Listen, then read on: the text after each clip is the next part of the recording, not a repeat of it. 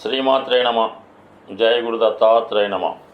ఈ వీడియోలో మనం మార్చి 2వ తారీఖు నుంచి ఏప్రిల్ 13వ తారీఖు మధ్యలో వక్ర గమనంలో ఉన్నటువంటి శుక్రగ్రహ ప్రభావం వివిధ రాశుల మీద ఏ విధంగా ఉండబోతుంది అన్న విషయాన్ని మనం ఈ వీడియోలో పరిశీలిద్దాం.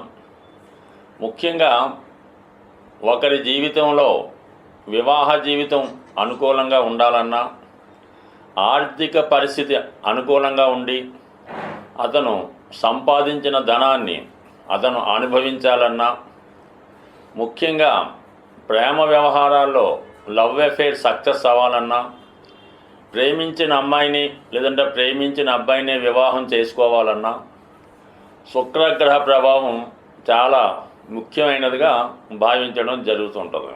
అందుకనే సహజ రాశి చక్రంలో 7వ భావానికి శుక్రగ్రహానికి కేటాయించడం జరిగింది.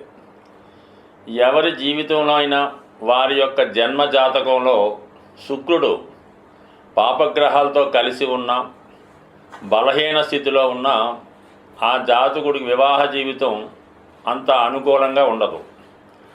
భార్యతో సరిగ్గా వ్యవహరించకపోవడం, సంతానం కలగకపోవడం, అనారోగ్యాలతో ఉన్నటువంటి భార్య రావడం, ఏదైనా సరే మీ యొక్క భార్య మొత్తం గుణగణాలు కానీ, ఆమె యొక్క వ్యక్తిత్వం కానీ, ఆమె నడవడిక కానీ, ఆమె యొక్క అదృష్టం కానీ, ఆరోగ్యం కానీ, అందం కానీ శుక్రగ్రహాన్ని బట్టి చెప్పవచ్చు.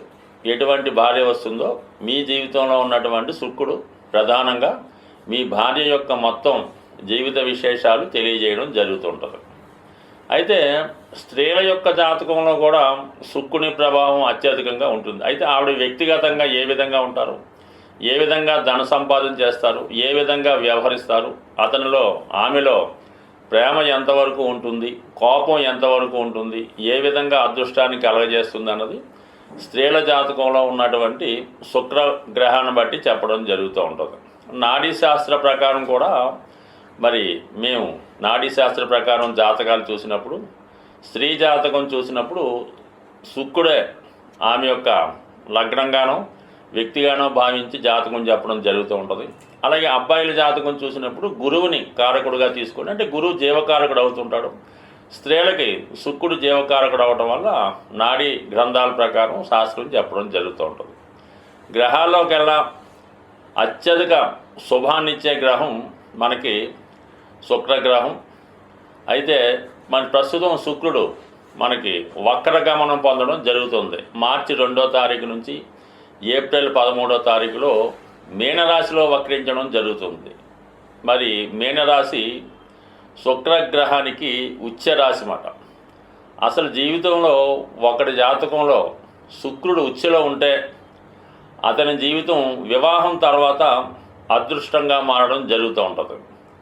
ఇంకా దాని తర్వాత ఏంటంటే ప్రథమ సంతానంగా కుమార్తె పుట్టిన తర్వాత అతని జీవితం ఇంకా వైభవంగా మారడం జరుగుతూ ఉంటుంది. సో ఈ విధంగా ఈ శుక్రుడు ప్రతి ఒక్కరి జీవితంలో అటు ధనాన్ని, బంగారాన్ని, నిధుల్ని ఏదన్నా ఇవ్వాలన్నా, ఏదైనా తీసుకోవాలన్నా కంపల్సరిగా శుక్రగ్రహ ప్రభావం ఉంటుంది. ప్రస్తుతం శుక్రుడు ఉచ్చస్థితిలో మీనరాశిలో వక్రించడం జరుగుతుంది. అతి రేరుగా వక్రించే గ్రహాల్లో శుక్రగ్రహం.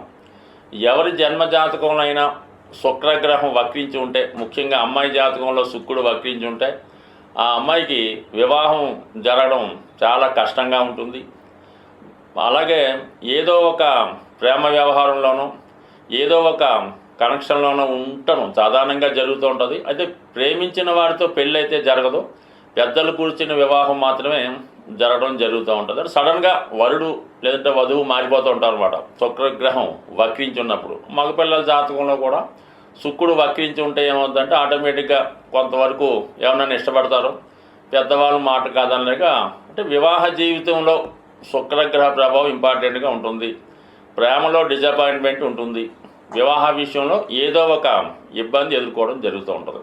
అటువంటి శుక్రుడు మరి మీనరాశిలో ఉచ్చస్థితిలో ఉండగా వక్రించడం అన్నది మామూలుగా ఉన్నటువంటి శుక్రుడు 100% ఫలితాన్ని ఇస్తే శుభగ్రహం అవటం వల్ల శుక్రుడు వక్రించి ఉన్నప్పుడు ఎలా ఉంటుందంటే 1000% ఫలితం ఇవ్వడం జరుగుతుంది. శుభగ్రహం వక్రిస్తే అంత బలాన్ని ఇవ్వడం జరుగుతుంటుంది. ఒక విధంగా పూర్వజన్మలో మీరు ఏదైతే మంచి కార్యక్రమాలు చేపట్టారో అవన్నీ శుక్రుడు వక్రించినప్పుడు మీకు అనుభవంలోకి రావడం జరుగుతూ ఉంటుంది. ఇది మెయిన్గా దృష్టిలో పెట్టుకొని వివిధ రాశులకి ఏ విధంగా ఉంటుంది అని మనం పరిశీలించినప్పుడు ధనుస్సు రాశి వారికి శుక్రుడు అత్యంత పాపగ్రహం, షష్ఠ లాభాధిపతిగా ఈ సమయంలో మీరు ఏదైతే ఆశిస్తూ ఉంటారో అది లభించే అవకాశం ఉంది. ముఖ్యంగా ఏదైనా ఒక పెద్ద ప్రాజెక్టు చేపట్టడానికి పెద్ద మొత్తంలో ధనాన్ని తీసుకొని అది రుణం రూపేణా తీసుకొని ఒక పెద్ద